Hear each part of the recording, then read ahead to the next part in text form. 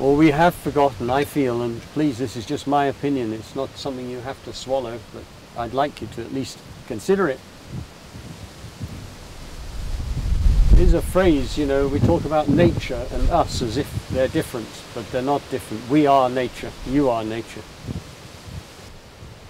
There is no difference that I can see that's meaningful that says we are separate from nature. We were created from all the same place.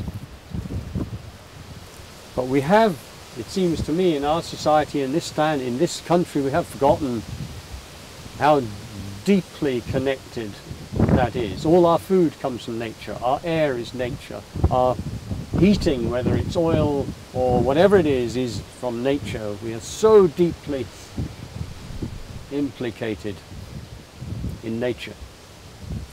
And these magnificent things that we call trees, for millions of years before we arrived, cleaned the air.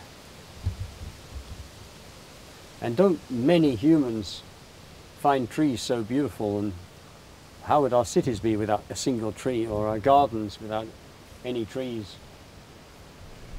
Everything that's ordinary in our lives, guys, is often so incredibly, extraordinarily important and beautiful.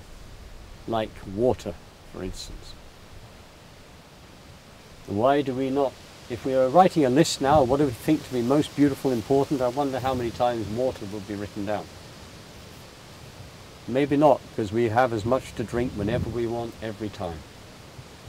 I wonder how many of us would write food. Why? Because so many of us, we have always as much food as we could possibly want to eat. These things are not often considered so important. Yet to 2/3 of the world's population, water and food. This is it, you know, it's huge.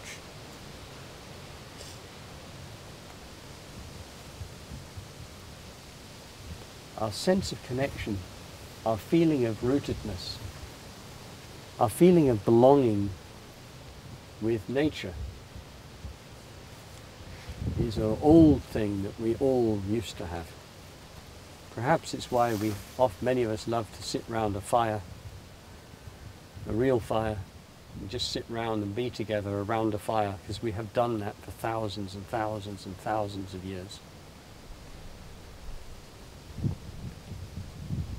And when we walk it, we're going to walk into the wood in a short while.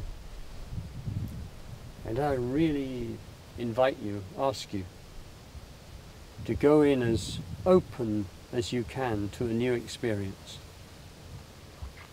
Not to immediately jump to whether you think it's a good idea or a bad idea, a ridiculous idea, a strange thing to be doing, the thing that we are going to be doing.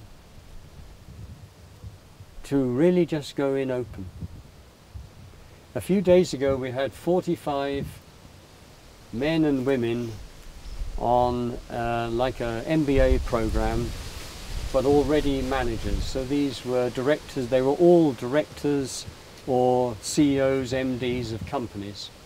And they came with Professor Henry Mintzberg, who for any of you who's studying business will know is a big deal management guru guy.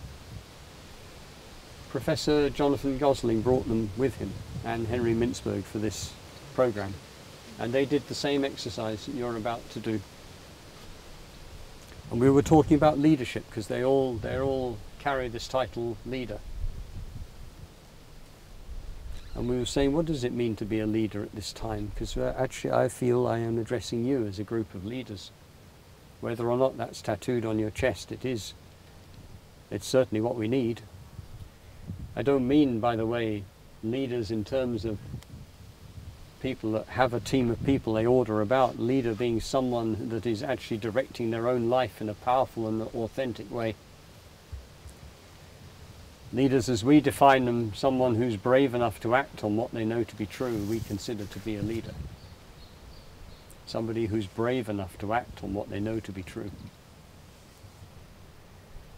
I was talking about leadership in terms of the kind of leaders we want, are leaders who are so sensitive to feeling things,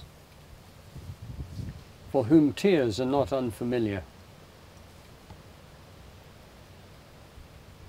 leaders who are at some deep place vulnerable and open to new experience of seeing the world with different eyes. We all tend to see the world with these eyes that we've been given by our culture that's just crap, really, in my opinion. We have lost appreciation. We must find appreciation there. Then we can become real leaders.